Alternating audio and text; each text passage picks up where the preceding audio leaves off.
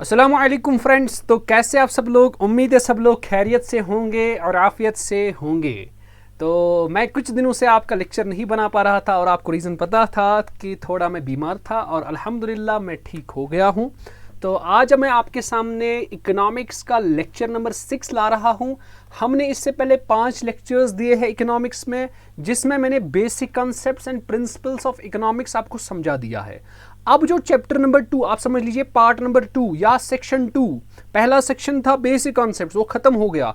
अब जो section number 2 होगा उसमें हम कंजप्शन एनालिसिस पढ़ेंगे। क्या पढ़ेंगे? Consumption analysis. तो इस कंजप्शन एनालिसिस में ये टॉपिक्स मैं कवर करूंगा।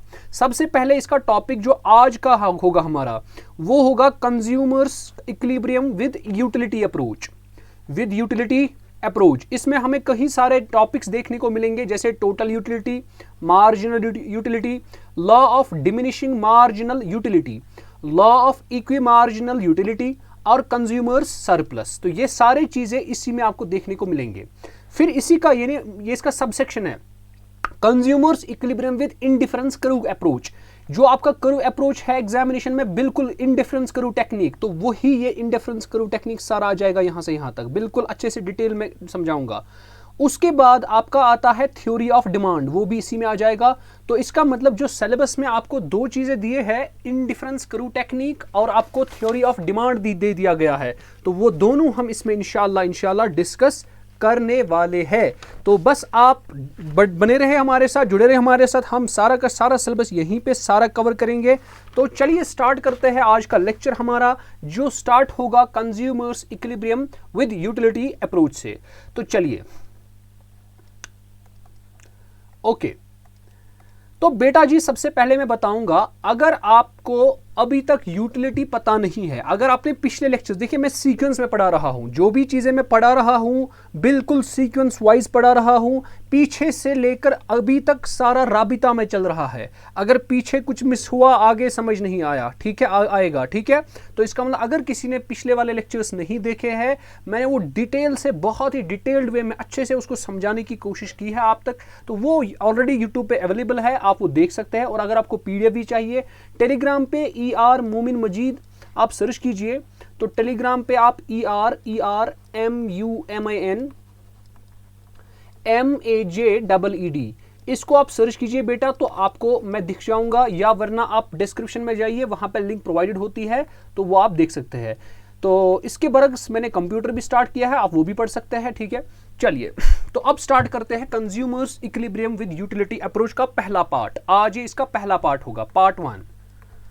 लेक्चर नंबर 6 है, लेकिन टोटल इसका पार्ट है पार्ट नंबर 1। अब देख लीजिए, इसके अंडर देखिए, सपोज सबसे पहले आपको मैं ये बताऊंगा, अगर आपके मन में ये सवाल है, अगर आपके मन में ये सवाल है, सर जी मैं कंज्यूमर हूं, सर जी मैं कंज्यूमर हूं, मुझे कुछ लाना है, कोई कमोडिटी लानी है, कोई प्रोडक्ट लाना है, कोई गुड लाना है, मगर मैं इस गुड का कितना लाऊं, हाउ मच?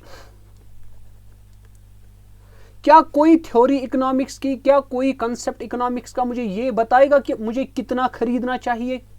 मुझे देखो, सबसे हमें पता है कंज्यूमर्स का प्रॉब्लम, जो कंज्यूमर है उसकी प्रॉब्लम ये है, यानी उसका इक्विलिब्रियम ये होता है कि उसको मैक्सिमम सेटिस्फेक्शन होनी चाहिए, है ना।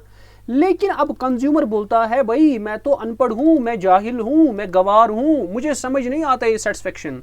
अब क्या इकोनॉमिक्स मुझे सिखाएगा कि मुझे सेटिस्फेक्शन अपने आप को कैसे मैक्सिमम करना है, मैं कैसे मैक्सिमम सेटिस्फाई कर सकूं अपने आप को? वो तो मुझे नहीं आता है ना।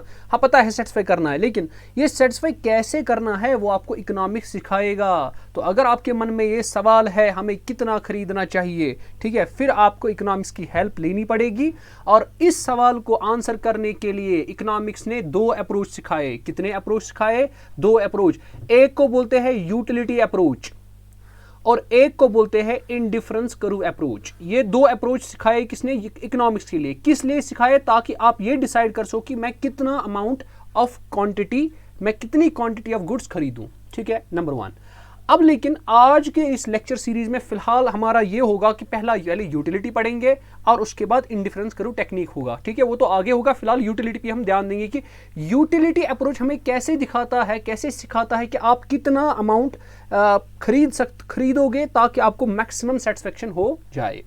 तो चलिए, तो लेकिन before going into the utility approach मैं कुछ टर्म्स बताना चाहता हूं जो मैंने आपको नहीं अभी तक बताई है। सबसे पहले आपको यूटिलिटी तो मैंने बताया था, यूटिलिटी क्या था, want satisfying capacity of a product of a commodity. हर एक कमोडिटी, जो भी कमोडिटी होता है बेटा, हर एक कमोडिटी का एक उसमें एक पावर होता है ताकि वो आपकी वांट्स को सेटिस्फाई कर सके।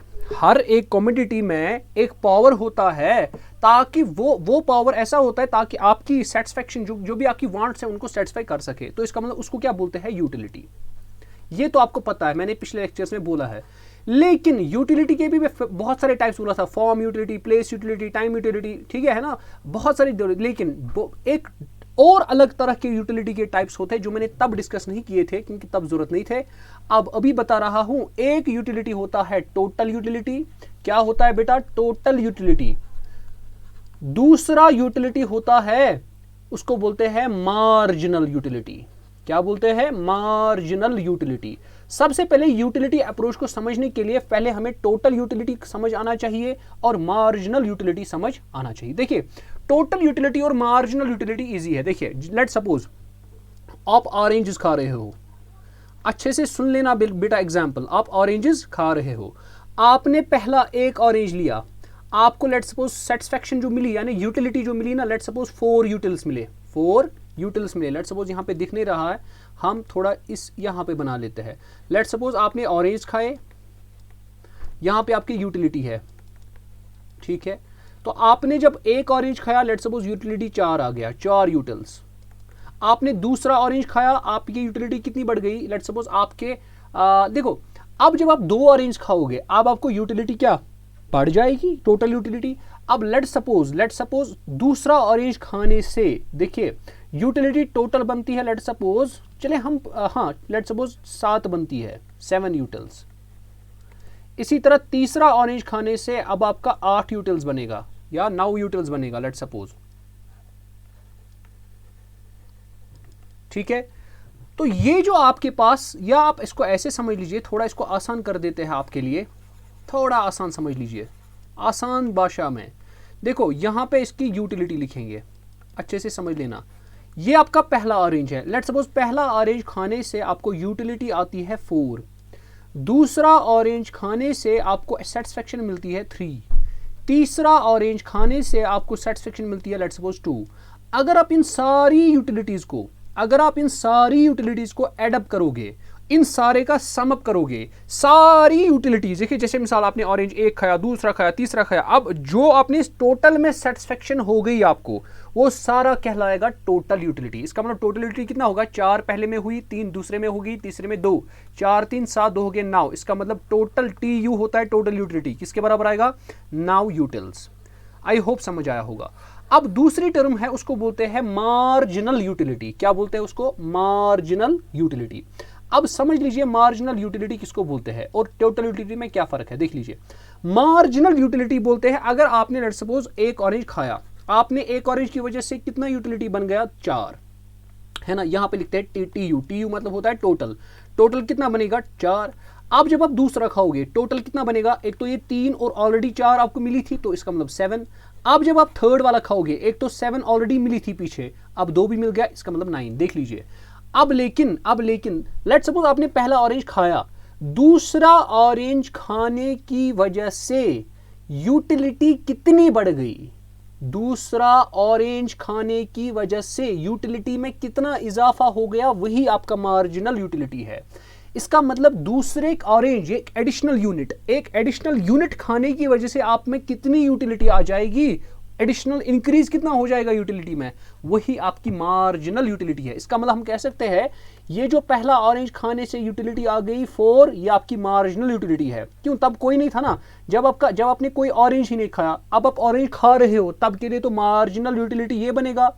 अब देखो, अब आप दूसरा प्रोडक्ट खा रहे हो, दूसरा, उसकी वजह से टोटल में आ गया 7, लेकिन बढ़ कितना गया, 4 से 7 बढ़ गया, दैट मीन्स 3, तो 3 होगा मार्जिनल यूटिलिटी। इसी तरह यहाँ पर 7 पीछे था यूटिलिटी, अब बढ़ कितनी गई तीसरे खाने से, 2 बढ़ गए यूटिलिटी, 2 यूटिल्स, तो इसका मतलब उसकी मार्जिनल यूटिलिटी हो गई 2।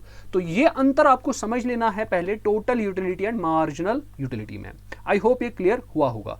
देखिए जैसे मिसाल यहाँ पे मैंने ये लिखा है, सबसे पहले आप क्वांटिटी कुछ नहीं लेते हो। आपको पता है जब आप क्वांटिटी कुछ नहीं लोगे, एक्स एक प्रोडक्ट है जिससे आप जिसके खाने से आपको सेटिस्फेक्शन मिलती है, या खाने से करने से कुछ भी प्रोडक्ट हो सकता है, सर्विस हो सकता है।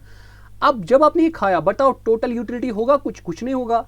अब आपने मान लेते एक प्रोडक्ट खाया, इसका आपके यूटिलिटी लेट्स सपोज 8 आ गए, दूसरा प्रोडक्ट खाने से टोटल में आ गए 14, फिर तीसरे से 19, इसी तरह 23, इसी तरह 26, इसी तरह 28, 29 एंड 27। अब मार्जिनल यूटिलिटी क्या होता है, आपको एक एडिशनल इंक्रीज करने से, एक यूनिट इंक्रीज करने से आपको कितनी यूटिलिटी बढ़ गई। देखिए सबसे पहले आपको यूटिलिटी 0 थी, अब जब 0 थी आपने पहला खाया, पहले खाने की वजह से 8 आई, पिछले टाइम पे कुछ नहीं था, इसका मतलब बढ़ कितना गया 8, सिंपल। अब दूसरा आपने खाया, दूसरे की वजह से टोटल बढ़ गया 14 बन गई। अब लेकिन पिछला कितना था 8, इसका मतलब बढ़ कितना गया 6, इसका मतलब वो आ जाएगा मार्जिनल 6। इसी तरह ये बढ़ता जाएगा। ठीक है, अभी हम इसको अच्छे से अभी देखेंगे। ठीक है, अभी देख लो। अच्छा जी, अब देख लो, अब देख लो, अब देख लो, अभी और इसी को देख लेते हैं।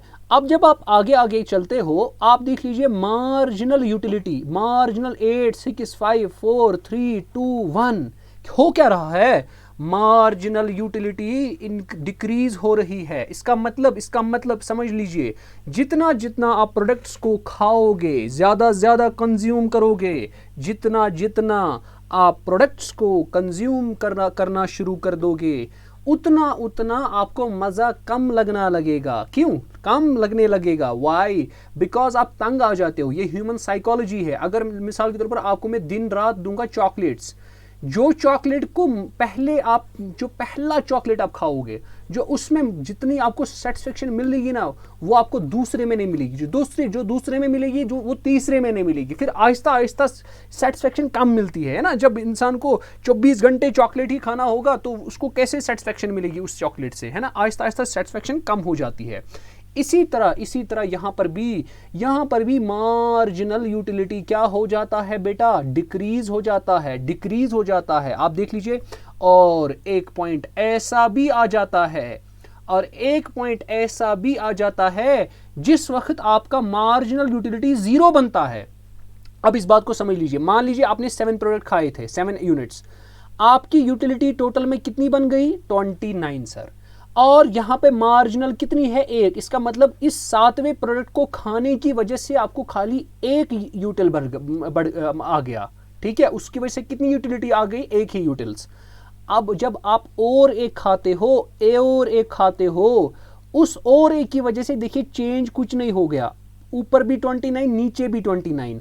इसका मतलब जब चेंज कुछ नहीं हो गया ना, मार्जिनल यूटिलिटी 0 होता है। इसका मतलब फिर सेटिस्फेक्शन कुछ भी नहीं मिलती है। एक ऐसा पॉइंट भी आता है जब आप किसी चीज को खाओ, कंज्यूम साथ में करोगे, साथ में इकट्ठे करोगे, तो ऐसा भी एक टाइम आएगा आपको फिर मजा ही नहीं लगेगा।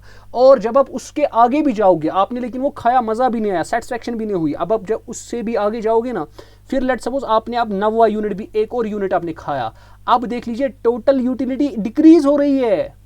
इधर से इधर तक टोटल यूटिलिटी जो थी ना, वो इंक्रीज हो रही थी, आहिस्ता आहिस्ता इंक्रीज हो रही थी। मगर जूं ही आपकी मार्जिनल यूटिलिटी 0 बन गई, अगर आपने उसके बाद भी कोई प्रोडक्ट कंज्यूम किया, आपकी टोटल यूटिलिटी डिक्रीज हो रही है। That means total utility decrease होने का मतलब जो मार्जिनल यूटिलिटी हो गया ना, दैट मीन्स ये नेगेटिव में आएगा। उसका मतलब क्या हो गया? उसका मतलब हो गया जो आपने यहां पे एडिशनल यूनिट कंज्यूम किया, इस एडिशनल यूनिट की वजह से आपको मजा नहीं, सेटिस्फेक्शन नहीं, आपको डिससेटिस्फेक्शन मिल गई। आप पीछे ही चले गए। ठीक है, आपको बिल्कुल ही मूड ही खराब हो गया उसकी वजह से। ठीक है, तो इसका मतलब यहां पे हम एनालिसिस करेंगे टोटल एंड मार्जिनल यूटिलिटी को। तो इसका मतलब समझने की बात है, टोटल यूटिलिटी जितना आप प्रोडक्ट्स को कंज्यूम करोगे, अच्छे से सुन लेना बेटा, जितना आप प्रोडक्ट्स को कंज्यूम करोगे, बताओ टोटल यूटिलिटी क्यों क्या होता है? टोटल यूटिलिटी बढ़ती है, मगर कब तक बढ़ती है? जब तक आपका मार्जिनल यूटिलिटी 0 के बराबर आ जाता है। और जितना आपका टोटल, जितनी आप क्वांटिटी ज़्यादा ज़्यादा इंक्रीज करते हो, इन कंज्यूम करना, मार्जिनल यूटिलिटी डिक्रीज हो रहा है। मार्जिनल यूटिलिटी यानी जितनी आप आहिस्ता आहिस्ता बढ़ा रहे हो क्वांटिटीज, आपको उतना मज़ा नहीं आ रहा है। जो अगला क्वांटिटी है, अगला क्वांटिटी है, अगला क्वांटिटी है, उसमें उतना मज़ा नहीं आ रहा है जो पहले वाली क्वांटिटी में आ रहा था। इसका मतलब मार्जिनल यूटिलिटी कम हो रहा है, और इसी को बोलते हैं, इसी लॉ को बोलते हैं law of diminishing marginal utility. वो अभी आएगा, लेकिन पहले इसको समझ लीजिए। तो कौन सा पॉइंट हो गया? पॉइंट नंबर 1, जितना आप प्रोडक्ट्स को कंज्यूम ज़्यादा करोगे, टोटल यूटिलिटी बढ़ेगा, और साथ में मार्जिनल यूटिलिटी कम हो जाएगा। लेकिन मार्जिनल यूटिलिटी कम हो जाएगा, लेकिन क्या ये जीरो बन सकता है? हाँ, ये जीरो भी बन सकता है।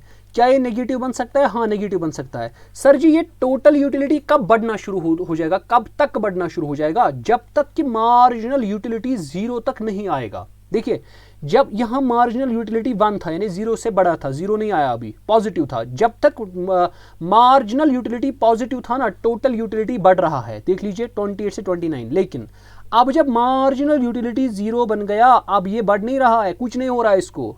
अच्छा, अब जब मार्जिनल यूटिलिटी नेगेटिव में आ जाएगा, ये जो टोटल यूटिलिटी है ना, अब ये डिक्रीज होने लगेगा। अब ये टोटल यूटिलिटी डिक्रीज होने लगेगा।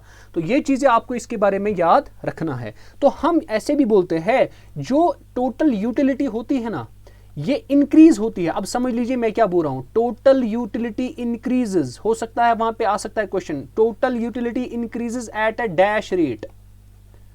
नंबर 1 होगा डिक्रीजिंग रेट, नंबर 2 होगा इंक्रीजिंग रेट, नंबर 3 होगा both 1 and 2। Let's suppose option number 4 होगा कांट से। तो कौन सा ऑप्शन दोगे इसको? देखो, टोटल यूटिलिटी इंक्रीज तो हो रहा है जब आप क्वांटिटीज को ज्यादा कंज्यूम कर रहे हो, लेकिन it decreases at a decreasing rate. Increases at a decreasing rate. Sir वो क्या मतलब होता है? क्योंकि देखिए, एक इंक्रीज हो गया, ऐसे भी इंक्रीज हो गया कि जितना जितना आप प्रोडक्ट्स को बढ़ाओगे, ज्यादा कंज्यूम करोगे, आपको उतना ज्यादा मजा लगेगा। वो हो गया इंक्रीजिंग रेट। आपको पहले क्वांटिटी में लेट्स सपोज अगर 4 मजा आ रहा था, जब आप दूसरा क्वांटिटी खाया, आपने 5 मजा लिया, 6th मजा लिया, फिर 7, बढ़ रहा है, इंक्रीजिंग रेट, आराम आहिस्ता आहिस्ता बढ़ रहा है। लेकिन टोटल यूटिलिटी यहाँ पे ऐसे नहीं बढ़ती है। यहाँ पे मार्जिनल यूटिलिटी जो होती है ना, वो कम होती है। जितना आप एडिशनल यूनिट्स को बढ़ाते हो ना, उतना यूटिलिटी कम हो जाती है, आपको उतना मजा नहीं आता। इसका मतलब इसीलिए हम लिखते हैं total utility increases at a decreasing rate. इसका मतलब ऑप्शन नंबर ए इसका सही आ जाएगा। अब जो चीजें मैंने आपको बोली इस टेबल के बारे में, इसी को समराइज करते हैं। कुछ यहां पे पॉइंट्स मैंने लिखे हुए हैं, देख लीजिए। बता रहा है जितने आप ज्यादा कमोडिटी को खर्च करोगे, कंज्यूम करोगे, मार्जिनल यूटिलिटी यहां पे ग्रेजुअली डिक्लाइंस है, यानी डिक्रीज होता है। ये मैंने अभी भी आपको दिखाया। जितना आप यहां से पीछे स्लाइड देख लीजिए, वापस से देख लीजिए, जितना आप यूनिट्स बढ़ाते हो, मार्जिनल यूटिलिटी को क्या होता है? डिक्रीज होता है। ठीक है, इट में इवन बिकम जीरो और नेगेटिव। ये कभी कभार जीरो भी बन सकता है, नेगेटिव बन सकता है। ये जीरो बन गया, यहां पर नेगेटिव बन गया, है ना। अब जब टीयू मैक्सिमम है, जब टोटल यूटिलिटी मैक्सिमम है, उसको बोलते हैं हम सैचुरेशन पॉइंट। ठीक है, उसको क्या बोलते हैं? Saturation point. तो इसका मतलब होता है जब टोटल यूटिलिटी मैक्सिमम, वो कब है? 29 पर, है ना। इसको बोलते हैं सैचुरेशन। आ गया, क्या आ गया? सैचुरेशन। और ये सैचुरेशन तब आता है जब आपका मार्जिनल यूटिलिटी जीरो। इसका मतलब जब भी आप सैचुरेशन पॉइंट सुनोगे ना, that means marginal utility zero होगा और टोटल यूटिलिटी क्या होगा? मैक्सिमम होगा। अब आपको जितना मजा आना था ना, वो आ चुका है, अब और मजा आने वाला नहीं है।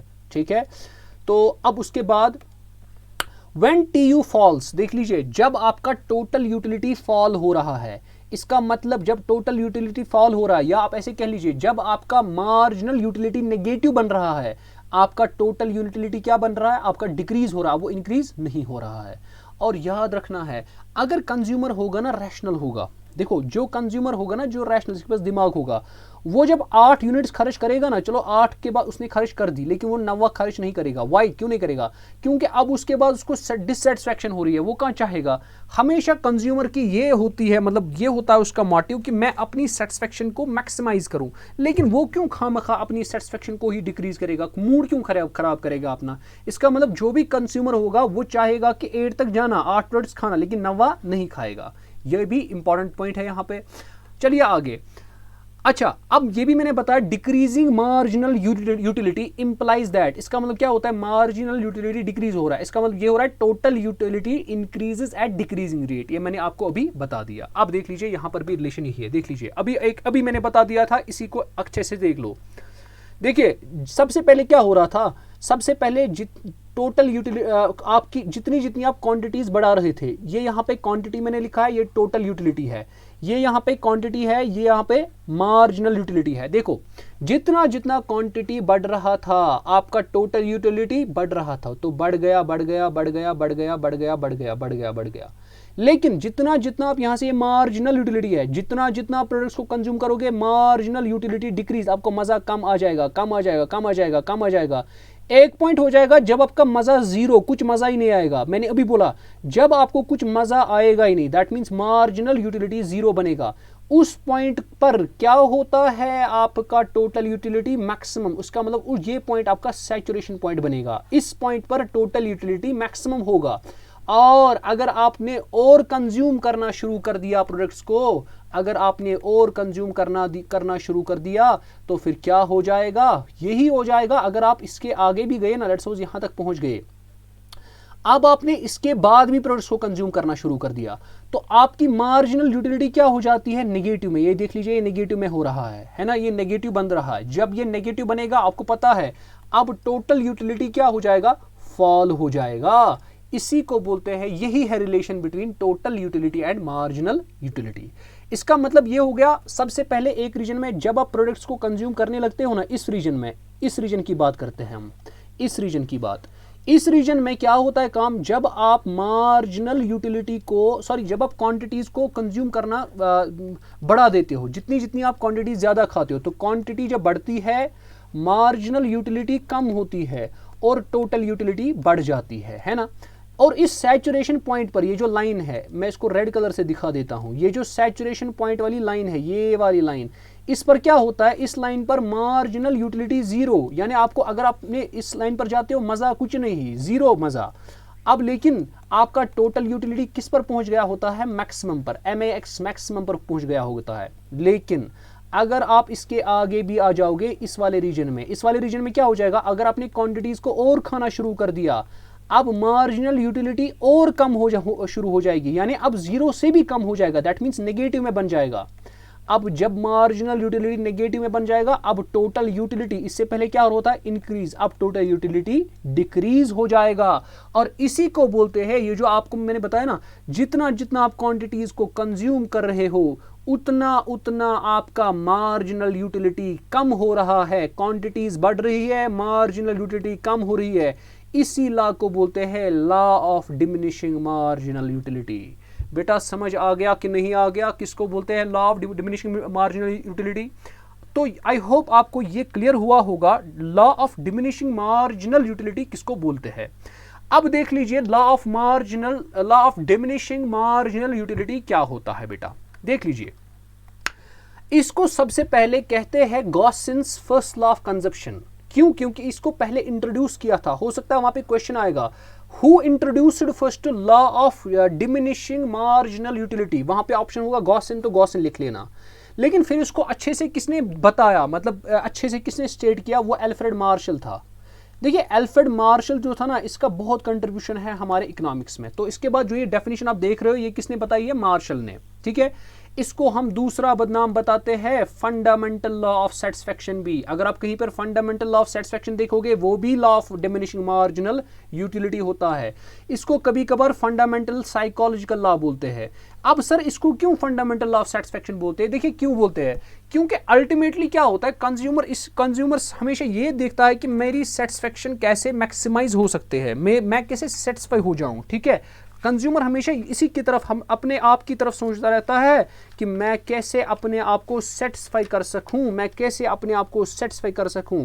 क्यों? क्योंकि उसको पता है, ठीक है, जितने जितने मैं क्वांटिटीज लूंगा उतना उतना क्या हो जाएगा काम, उतना उतना मैं सेटिस्फाई और हो जाऊंगा। लेकिन एक पॉइंट ऐसा भी हो जाता है जहां पर फिर सेटिस्फैक्शन कम हो जाती है, ठीक है, वो नेगेटिव, वो होता है सैचुरेशन पॉइंट से आगे। लेकिन इसको फंडामेंटल साइकोलॉजिकल लॉ क्यों बोलते हैं? क्योंकि इसलिए बोलते हैं, आपको पता है जितनी क्वांटिटीज बढ़ना शुरू हो जाएगी, आपको पता है उतना मजा कम नहीं लगता है ना। ये सिंपल साइकोलॉजी वाली बात है। जितना जितना आपने क्वांटिटीज को ज्यादा ज्यादा ज्यादा ज्यादा खाया, कंज्यूम कर दिया, आपको फिर मजा ही नहीं लगेगा ना। आप अगर रोज रोज, लेट सपोज आप रोज रोज वाजवान खाओगे, कोई स्पेशल चीज रोज रोज दिन में 10 बार, दिन में 50 बार, आपको मजा ही नहीं लगेगा ना। फिर आपको लगेगा मैं मिट्टी खा रहा हूं, है ना। तो ये चीजें साइकोलॉजिकल है, इसीलिए इसको बोलते हैं फंडामेंटल साइकोलॉजिकल लॉ। अब डेफिनेशन क्या है? देखिए डेफिनेशन मैंने आपको अभी बता दी। जितने जितने आप प्रोडक्ट्स को कंज्यूम करते जाओगे, जितने जितने ज्यादा ज्यादा आप प्रोडक्ट्स को कंज्यूम करते जाओगे, यूनिट्स ऑफ प्रोडक्ट कंज्यूम करते जाओगे, आपकी जो मार्जिनल यूटिलिटी है ना, वो बेटा कम होती जाएगी। इसी का नाम है law of diminishing marginal utility. I hope आपको समझ आया होगा। अब इसके कुछ एजम्पशंस थे। नंबर 1, यूटिलिटी, इसका एजम्पशन था, ये मान के चल रहे थे लॉ को बताने में, ये इस चीज का सहारा लेते थे कि यूटिलिटी जो है ना, इसको मेजर किया जा सकता है, और वो भी नंबर्स में 1 2 3 सो ऑन। ठीक है, हालांकि ये ट्रू नहीं है। यही इसका फिर क्या बन गया, फिर इसको क्या बोलते हैं, लिमिटेशन बन गया। क्योंकि जब ट्रू ही नहीं है, आप यूटिलिटी को कैसे मेजर कर सकते हो नंबर में? अच्छा, ये जो इसने एक और चीज, ये जो marginal utility of the money है, of the consumer, it remains constant. Sir ये marginal utility of the money क्या होता है? ये मैं अलग टॉपिक अलग से लाऊंगा, ये अलग एक टॉपिक है, ये ऐसे आपको समझ आने वाला नहीं है। इसके लिए अलग से एक टॉपिक लाएंगे, अलग इसके बाद ही एक लेक्चर होगा। अब फिलहाल समझ लीजिए, marginal utility of the money हमेशा क्या होता है, कांस्टेंट होता है। हालांकि ये भी सही नहीं है, ये कभी कभार चेंज भी हो सकता है। ठीक है, हम लेकिन मान के चलते हैं इस लॉ में कि ये चेंज नहीं होता है। अच्छा, उसके बाद ये बोलते हैं consumer should be rational consumer. देखिए, his aim is to attain maximum satisfaction with minimum expenditure. देखिए, हो सकता है कभी कभार, देखिए ये थ्योरी जो है, ये लॉ जो है, ये एज्यूम करता है कि जो कंज्यूमर होगा ना, वो रैशनल होगा, उसके पास दिमाग अच्छा होगा, वो अपने सेटिस्फैक्शन को मैक्सिमाइज करना चाहता है। लेकिन कोई कंज्यूमर ऐसा भी है, वो नहीं सोचता है सेटिस्फैक्शन, वो कुछ नहीं देखता है, यानी कोई किसी का दिमाग अच्छा नहीं होता है, वो कुछ सोच नहीं पाता है। उसके हिसाब से लेट सपोज वो क्या करेगा काम, वो कुछ ऐसा भी कर देगा, लेट सपोज उसने ऐसा कर दिया, उसके हिसाब से जितना जितना प्रोडक्ट ज्यादा खाएंगे ना, उसको लेट सपोज ज्यादा मजा लगेगा। हो सकता है ऐसा भी बंदा कोई होगा, जितना जितना वो ज्यादा कंज्यूम करेगा कोई प्रोडक्ट, उसको ज्यादा मजा आने लगेगा। तो उसके लिए ये लॉ वैलिड नहीं है। इसीलिए मैंने बताया था पहले, इकोनॉमिक्स के जो लॉज होते हैं और जो साइंस के लॉज होते हैं वो अलग होते हैं। यहाँ पे इकोनॉमिक्स के लॉज बहुत सारे एजम्पशंस पे बेस होते हैं। अच्छा, उसके बाद हमारे पास नेक्स्ट क्या है, the commodity consumed should be homogeneous और यूनिफॉर्म इन कैरेक्टर। अच्छा देखिए, आपने कोई मिसाल, लेट सपोज आप ऑरेंज खा रहे हो, आपने ऑरेंज पहला वाला खाया, लेट सपोज यूटिलिटी आपको 4 यूटिल्स मिल गए। कितने मिल गए? अब आपने दूसरा वाला खाया, आपको 3 यूटिल्स मिल गए क्या? लेकिन ये थ्योरी एज्यूम करती है, ये लॉ एज्यूम करता है, जो आपने दूसरा ऑरेंज खाया वो पहले ऑरेंज की तरह बराबर था, वजन में भी, क्वालिटी में भी, टेस्ट में भी, कलर में भी, हर किसी में। यानी डिफरेंस नहीं है, किसी दो प्रोडक्ट्स में डिफरेंस नहीं है। कमोडिटी जो भी आप खा रहे हो, कंज्यूम कर रहे हो, वो कांस्टेंट है। हालांकि ये भी सही नहीं है, एजम्पशन है, ये भी सही, यही इसका फिर लास्ट में लिमिटेशन बनता है। हालांकि जब आप ऑरेंज 2 लोगे, वो कैसे सही होंगे? एक का मजा डिफरेंट होता है, एक को ज्यादा मजा लगता है खाने में, है ना। उसके बाद the consumption of goods must take place. हाँ, ये भी एक मॉडल है। ऐसा नहीं होना चाहिए कि, ये एज्यूम करता है कि ऐसा नहीं होना चाहिए कि आप लेट सपोज ऑरेंज एक खाओगे अभी, फिर कल जाके दूसरा ऑरेंज खाओगे, फिर बोलोगे मेरी मार्जिनल यूटिलिटी कम हो जाएगी। उस केस में मार्जिनल यूटिलिटी कम नहीं, बढ़ जाएगी। आपको इधर भी मजा आ जाएगा, इधर भी ज्यादा ही मजा आ जाएगा, है ना। ये बोलता है, अगर आपको ये लॉ जो है ये तब वैलिड है जब आप चीजों को एक साथ खाने लगोगे। यानी आपने ऑरेंज एक खाया, उसके बाद दूसरा खाया, उसी के साथ उधरी तीसरा खाया, उधरी चौथा, उधरी पांचवा, उधरी छठा, उधरी सातवां, कंटिन्यू आप जो कोई चीज कंज्यूम कर रहे हो। जब आप कंटिन्यूअसली कोई चीज कंज्यूम कर रहे हो ना, विदाउट एनी ब्रेक, तब जाके ये लॉ वैलिड है। अच्छा जी, उसके बाद देर, हाँ और एक चीज, ये जो कंज्यूमर है ना, इसको टेस्ट नहीं बदलनी चाहिए, फैशंस नहीं बदलनी चाहिए, प्रेफरेंस नहीं बदलनी चाहिए, है ना। इसका जो मतलब टेस्ट है शॉर्ट में, वो बदलना चाहिए। ये मिसाल के तौर पर, ये पहले ऑरेंज खाएगा आज, अभी इसने खाया ना फर्स्ट ऑरेंज, इसको लेट्स सपोज मजा आ गया, इसको सेटिस्फैक्शन मिल गई। अब इसको टेस्ट बदल गया, इसको नहीं आ गया टेस्ट, अब इसको ऑरेंज में टेस्ट नहीं लग रहा है। हालांकि ऑरेंज वही सेम है, वैसी क्वालिटी का है, वही सारा सेम, लेकिन अब इसको दूसरे खाने में मजा ही नहीं। क्यों? इसका टेस्ट ही बदल गया अब। तो ये थ्योरी एज्यूम करती है कि ये टेस्ट भी इसको बदलता नहीं है। अब लेकिन इसको क्रिटिसाइज भी किया गया। क्यों? क्योंकि इसको बोला गया भाई आपने बोला यूटिलिटी, अभी मैंने बोला यूटिलिटी नंबर्स में लिखेंगे, लेकिन यूटिलिटी कैसे नंबर्स में लिख सकते हैं? यूटिलिटी सब्जेक्टिव, ये सब्जेक्टिव होती है, ऑब्जेक्टिव थोड़ी होती है। तो इसको ये एक क्रिटिसाइज किया गया और इसको ये बताया गया जो भी आपने एजम्पशंस बताई है ना ये अनरियलिस्टिक है। जो भी मैंने आपको अभी एजम्पशंस पढ़ाई ये सारी की सारी लगभग अनरियलिस्टिक है। तो ये थ्योरी जो है, ये लॉ जो है, ये तो अनरियलिस्टिक एजम्पशंस पे हम कैसे मानेंगे? तो इसको क्रिटिसिज्म आ गया। अब उसके बाद इसके एक्सेप्शंस है, जो चीज़ें इस लॉ के अंदर नहीं आते हैं। देखिए कमोडिटीज़, मैंने बोला ना कमोडिटीज़ को कंज्यूम, जितना जितना आप ज़्यादा कमोडिटीज़ को कंज्यूम करोगे उतना मार्जिनल यूटिलिटी क्या हो जाता है? मार्जिनल यूटिलिटी कम हो जाता है। लेकिन कुछ प्रोडक्ट इसमें नहीं आते, जैसे हॉबीज। लेट्स सपोज आपकी हॉबी है कुछ, मिसाल प्लेइंग, आपकी हॉबी है प्लेइंग फुटबॉल। लेट्स सपोज आप जितना जितना, मिसाल अगर आपको 10 मिनट के लिए बोलेंगे ना फुटबॉल खेलना, आपको लेट्स सपोज 4 यूटिल्स मजा आएगा। अगर अगले 10 मिनट और खेलोगे ना, अब आपको यूटिलिटी कम नहीं हो जाएगी, 5 यूटिल्स हो जाएगा। क्यों? क्योंकि ये डिफरेंट चीज है। इस प्रोडक्ट पे आपको ये लॉ अप्लाई नहीं होता है। ड्रंकर्ड्स होते हैं जो हैबिचुअल, जिनका हैबिट होता है पीना, ठीक है, जिनको कश्मीर हम बोलते हैं, उर्दू में बोलते हैं शराबी, ठीक है। तो हैबिट जिनका पीना होता है, ठीक है, अगर उनको पहली बोतल देंगे ना उनको मजा आएगा, ठीक है, लेट्स सपोज 5 यूटिल्स। फिर जब वो दूसरी बोतल पियेंगे ना और मजा आ जाएगा, 6 यूटिल्स। तो वो होते हैं ड्रंकर्ड, जो हैबिचुअल होते हैं, आज भी कल भी रोज पीते हैं वो, ठीक है। दूसरा होता है MASERS, होता है मेजर्स। ये कौन से होते हैं? ये वो पीपल होते हैं जो अपनी वेल्थ को जमा करना चाहते हैं, इंक्रीज, मतलब अपनी मनी को इंक्रीज करना चाहते हैं विदाउट स्पेंडिंग मनी को स्पेंड नहीं करना चाहते हैं, बट अपने मनी को इंक्रीज करना चाहते हैं। इनके लिए भी ये लॉ वैलिड नहीं होता है। क्यों? क्योंकि देखो होना तो ये चाहिए, अपने मनी को बढ़ा रहे हैं, जितना ये मनी को बढ़ा रहे हैं, तो इस लॉ के हिसाब से मार्जिनल यूटिलिटी कम होनी चाहिए। इसको फिर उतना मजा नहीं आना चाहिए मनी जमा करने में, लेकिन इसको तो भी आता है। ये मिजर जो होते हैं ना, इनको तो भी आता है, मनी जमा करने में मजा आता है, तो इनके लिए भी ये नहीं लगता है। अच्छा म्यूजिक, देखिए अगर एक बंदा है वो 10 मिनट के लिए म्यूजिक सुनता है, उसको इतना मजा आता है, फिर 10 मिनट, अगले 10 मिनट में और ज्यादा मजा, फिर अगले 10 मिनट में, ऐसे करके उसका सारा दिन म्यूजिक में ही चला जाता है। तो इसके लिए भी ये लॉ अप्लाई नहीं होता है।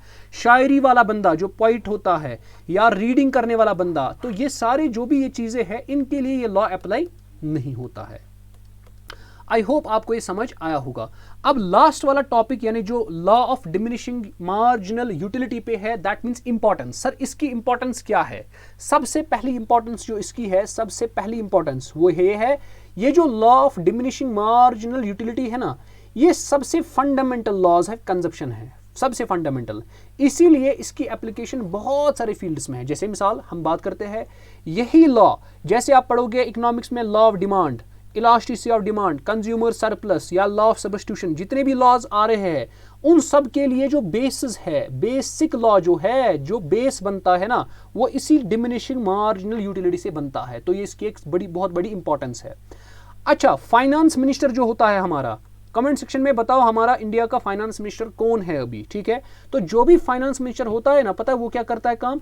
वो जिसके पास ज्यादा मनी होता है ना, जिसके पास ज्यादा मनी होता है उसको ज्यादा टैक्स लगाता है, और जिसके पास कम मनी होता है ना उसको कम टैक्स लगाता है, ठीक है। तो देख लीजिए क्या होता है काम, वहां पर भी हेल्प करता है ये डिमिनिशिंग मार्जिनल यूटिलिटी। कैसे?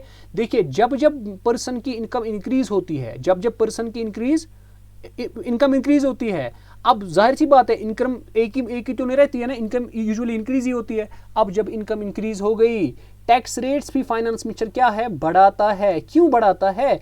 क्योंकि जो मार्जिनल यूटिलिटी उसके लिए था, किसके लिए? मार्जिनल यूटिलिटी ऑफ मनी जो है उसके लिए, उस बंदे के लिए क्या हो रहा है, कम हो रहा है। तो जितना जितना उसके लिए मार्जिनल यूटिलिटी कम हो रहा है, ठीक है, जितना जितना मार्जिनल कम हो रहा है उतना उतना उसके लिए टैक्स की रेट्स क्या है, बढ़ जाती है, ठीक है।